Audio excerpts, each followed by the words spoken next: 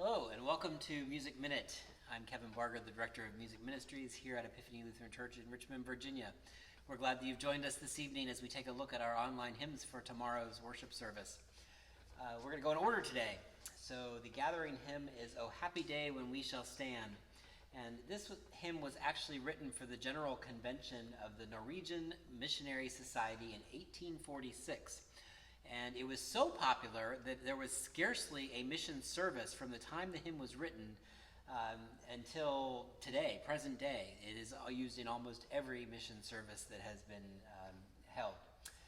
Its translation in our current hymnal, in Evangelical Lutheran Worship, is one that has been put together by many different sources. So it is not the original, it's not the Lutheran Book of Worship version. It's been many things put together. And it's suggested that the tune for this, which you'll probably recognize, is one that was an evening dance, but it was built based on a Gregorian chant. So that kind of makes it a little bit interesting. We know little about this composer before he started supporting the reforming work of Martin Luther in 1520. And then we heard this hymn as well as some other things there. But most of his hymns were written for children and their parents to be used at home in their devotional time or home worship. So how appropriate that might be for these days when we are at home much more than we used to be during this pandemic. So today, this is going to be variations, if you will, on "O Happy Day When We Shall Stand."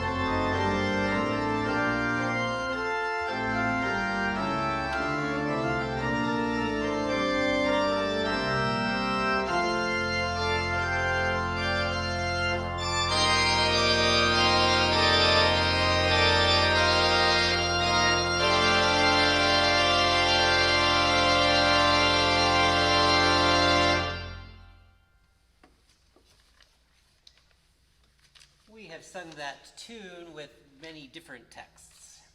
It's a very singable tune. Our next piece that we're going to do, and I actually lied earlier, just teasing you, we are not going to go in order. We're going to actually go to the sending hymn now. That's Thine the Amen, Thine the Praise. And this is another one of those that was written at Holden Village.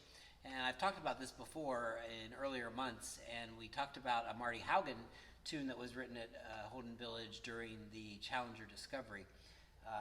This actually was a piece written in 1981, and it was the 10th hymn that he had written in 10 days. Not Marty Haugen, this is a different composer, Herbert Brokering.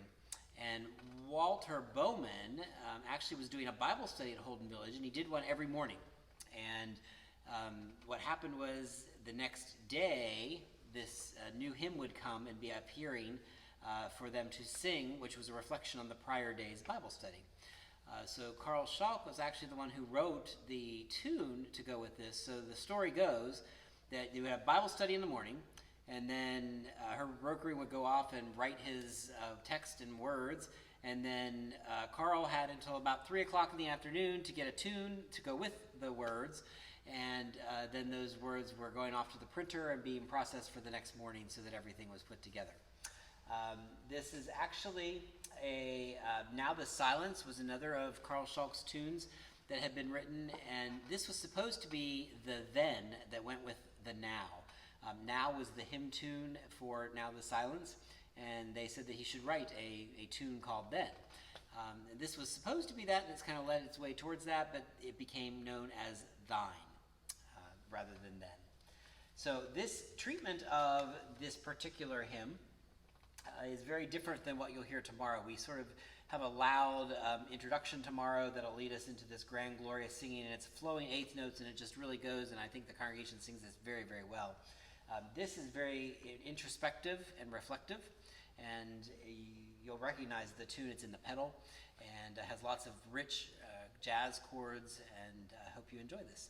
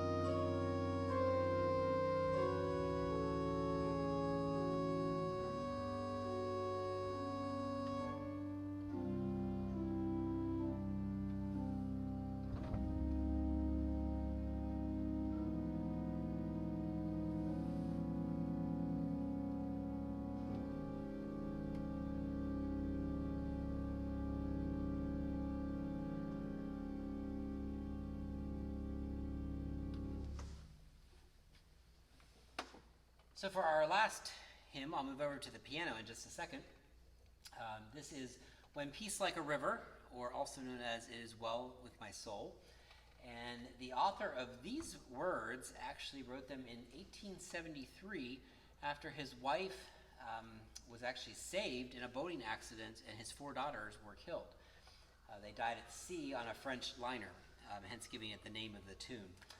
So this is really a piece born of grief. And this particular person had his life marked by tragedy.